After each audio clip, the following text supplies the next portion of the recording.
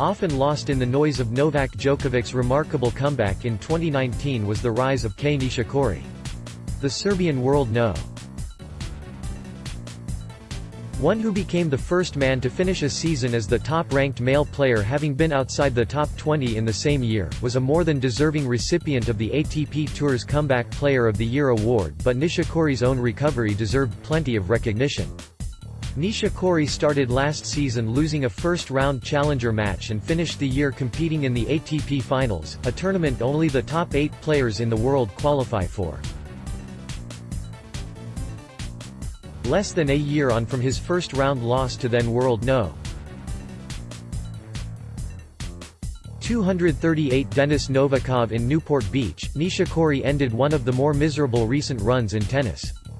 The Japanese was without a tour-level title since 2016, losing in 9 consecutive finals after beating home favorite Taylor Fritz at the now-defunct Memphis Open, before he defeated Daniil Medvedev 6-4, 3-6, 6-2 on Sunday at the Brisbane International. "I'm really happy that finally I won this title," he said in his on-court interview.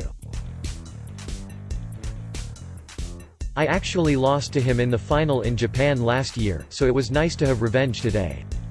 I was injured last year, I'm happy to be back healthy and playing these tournaments again." After a rocky start, Nishikori largely dominated his Russian opponent and, in truth, should have had it wrapped up in straight sets given the number of chances squandered to break the Medvedev serve in the second. What was clear, though, is just how big a threat the injury-ravaged Nishikori remains on the ATP Tour. "Amazing match, amazing week," Medvedev said of his 29-year-old opponent.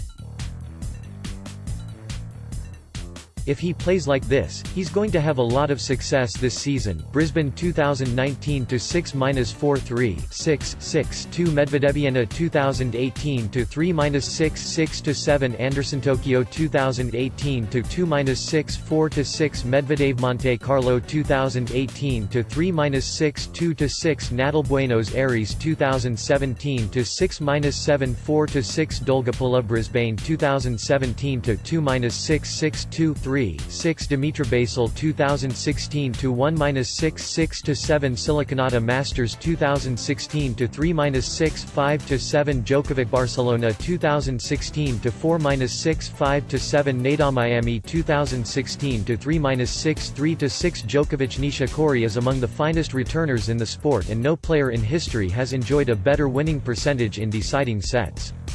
And yet, the Japanese No. 1 has earned himself a reputation as a bit of a bottler, a player who few believe will truly challenge for a major title again. That reputation was perhaps forged back in 2014 when he was swept aside by Marin Cilic, a one-time Grand Slam winner, in the US Open final.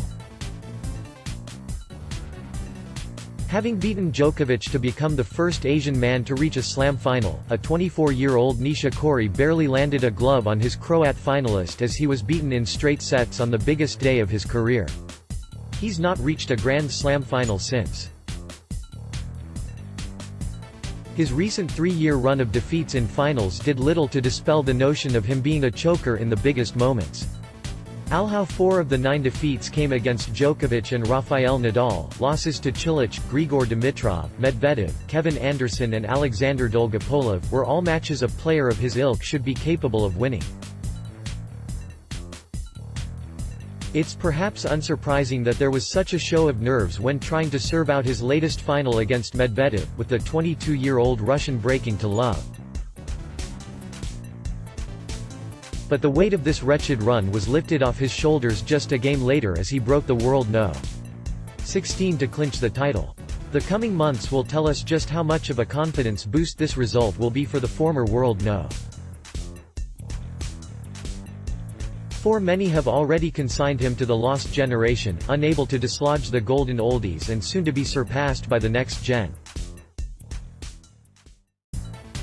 It's fair to say Nishikori suffers from a lack of height, and the limitations placed on his game by a weak serve ensure that he can little afford to have a day where other aspects fail to click into gear.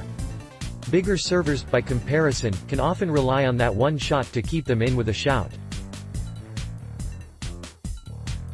But for all the accusations of a player who might not cut the mustard on the biggest stage, Nishikori has proven time and time again to be a resilient force who quietly goes about his business on tour.